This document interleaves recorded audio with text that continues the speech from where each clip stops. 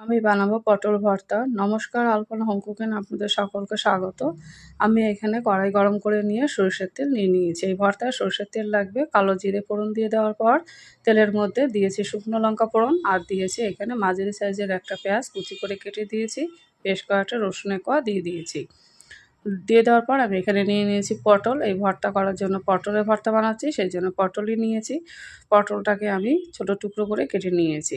নেওয়ার পর উপর থেকে দিয়েছি হলুদ গুঁড়ো, স্বাদ মতো লবণ দিয়ে আমি মিডিয়াম আঁচে এটা ভালো করে নাড়িয়ে চাড়িয়ে নিয়ে আমি 10 থেকে 15 মিনিটের মতন এই পটলটা ভেজে নিয়ে নেব। তো আমার মোটামুটি পটল ভাজা হয়ে গেছে দেখুন। এবার আমি এটা নামিয়ে নেব।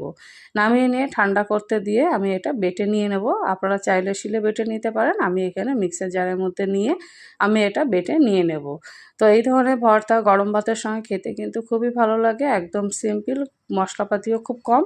তো আমার মোটামুটি এটা পেস্ট করা হয়ে গেছে। আর দেখুন কত সুন্দর হয়েছে। যদি ভালো লেগে থাকে তাহলে সাবস্ক্রাইব করে দিয়ে আবার পাশে থাকবে।